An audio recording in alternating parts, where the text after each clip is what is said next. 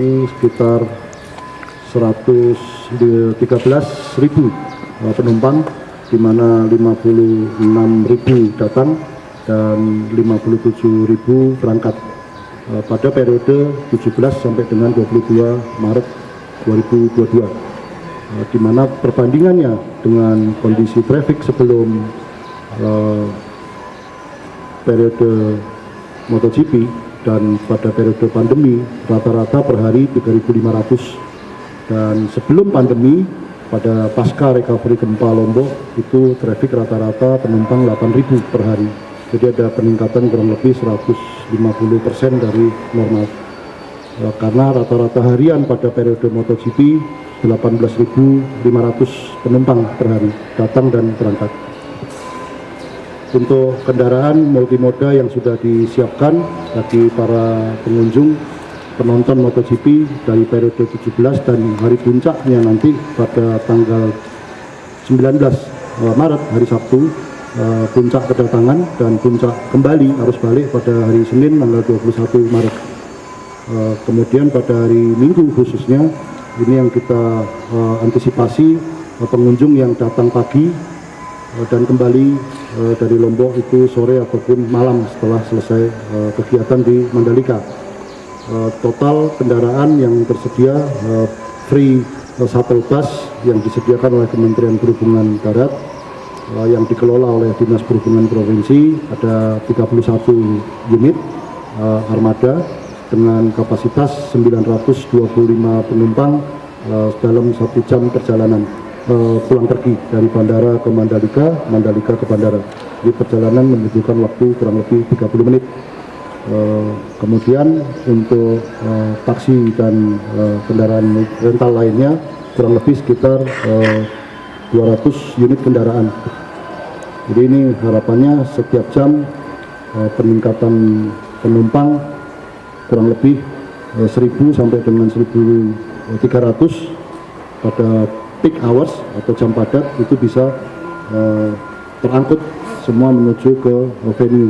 Kemudian kembali lagi pada hari yang sama untuk melanjutkan perjalanan kembali. Sebelum tanggal 17 memang ada perubahan kebijakan dan peraturan terkait dengan pelaku perjalanan dalam negeri atau PPDN, di mana ketentuan untuk orang yang sudah mendapatkan vaksin 2 kali atau 3 kali tidak lagi perlu untuk antigen atau PCR, dan prosesnya juga validasi kesehatan melalui aplikasi Peduli Lindungi hanya dilakukan pada saat proses di bandara keberangkatan dan tidak dilakukan di bandara kedatangan. Ini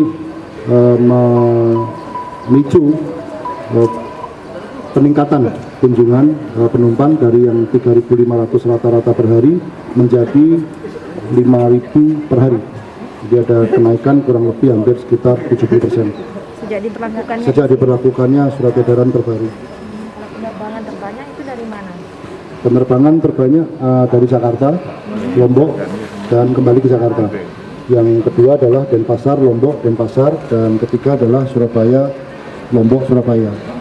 Karena beberapa bandara sebagai hub untuk Indonesia bagian tengah dan timur, kemudian hub untuk Indonesia bagian barat. Itu yang 100 tadi penerbangan? Ya, totalnya 100. Semua rute. Kalau angka luar negeri? Untuk operasional bandara pada periode MotoGP berlaku mulai tanggal 15 Maret sampai dengan tanggal 25 kami operasionalkan secara 24 jam. Untuk hari ini mulai hari ini. Ini untuk menampung kebutuhan permintaan daripada slot penerbangan jika memang ada permintaan penambahan penerbangan lagi. Akan sampai kapan berlaku untuk 20 jam penerbangan ini? 24 jam. Itu dari tanggal 15 sampai dengan tanggal 25 Maret. Hari ini sudah ada permintaan tidak Pak? Ini kan tanggal 15. Sudah ada. Yang 24 jam? Sudah. Itu maskapai apa saja Pak?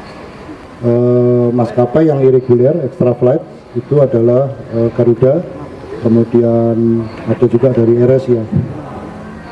Pak, untuk pesawat-pesawat pribadi Pak sudah ada masuk Pak ya? Sudah ada permintaan? Belum ada. Untuk private jet belum ada permintaan, namun kita tetap mengantisipasi kapasitas tempat parkir pesawat kita per jam dan perharinya. Mudah-mudahan utilisasi dan sirkulasi di manajemen apron atau manajemen parkir pesawat ini kita bisa maksimal. Berapa itu maksimalnya untuk parkir, Pak? Totalnya ada 18 pesawat secara bersamaan pada jam yang sama. Itu termasuk pesawat berbadan lebar ya Pak? Termasuk 6 pesawat berbadan besar dan 10 pesawat berbadan sedang. Nggak sampai minta bantuan ke bandara-bandara tetangga Pak? Sementara belum ada.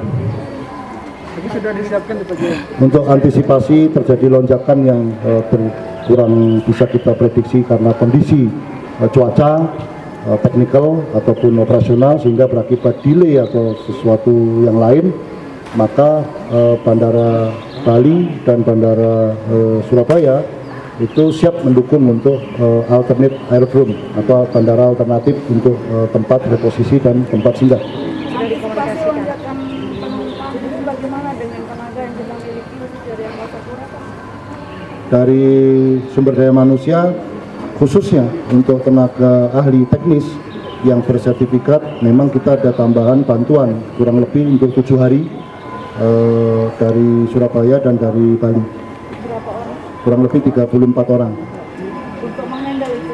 Ya, karena kita memang untuk setiap hari ada penerbangan wide body atau pesawat berbadan besar terus menerus, dan satu hari volumenya cukup tinggi sampai dengan kurang lebih 9-10 pesawat per hari, sehingga kita harus atur alokasi waktu kerja shift bagi teman-teman dinas operasional. Kak, bandara pesawat penumpang dari luar negeri Pak, dia selain kargo ini apa saja ya? Untuk kargo pesawat logistik ini ada 5 pesawat yang sudah mendarat dengan total kargo 404 ton, 5 pesawat ukuran besar Boeing 777 dan 1 Boeing 747. Ini dari luar Qatar waktu itu sampai dengan Lombok dan kembali lagi ke Qatar untuk penerbangan luar negeri dari kebutuhan penumpang. Sementara belum ada permintaan. Kira-kira kalau ada permintaan langsung dibuka ya? Waktu kapan kita akan membukanya, Pak? Kalau dibuka sebenarnya secara surat edaran kita sudah sebagai pintu masuk juga untuk internasional, hanya masih diberlakukan untuk PPLN dengan sistem bubble. Tapi belum ada sampai saat ini. Sampai saat ini belum ada. Pembalap itu via Jakarta memang belum bisa langsung ke Lombok. Ya, jadi untuk kedatangan kru balap itu menjadi PPDN Pak, dari Jakarta dan dari Denpasar. Dari estimasi sekitar 2.500 orang yang diprediksi kru balap MotoGP ini yang sudah terdata di kami 5 pesawat charter, total penumpang 580 orang. Itu yang menggunakan pesawat charter dari sejak kemarin, dan untuk hari ini akan ada lagi 4 pesawat charter dan besok 1.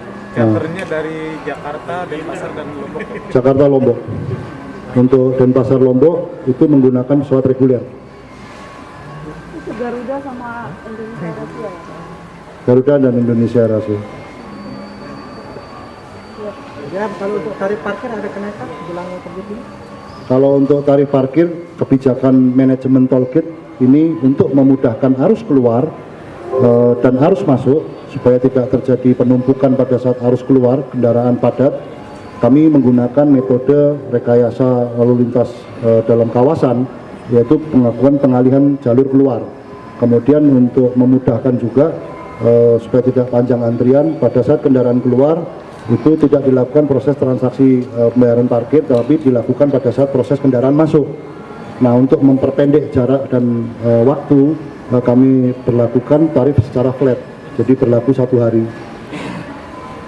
Pak Jim, ini penerbangan terbanyak tidak masuk sepanjang hadirnya PIL ini Pak?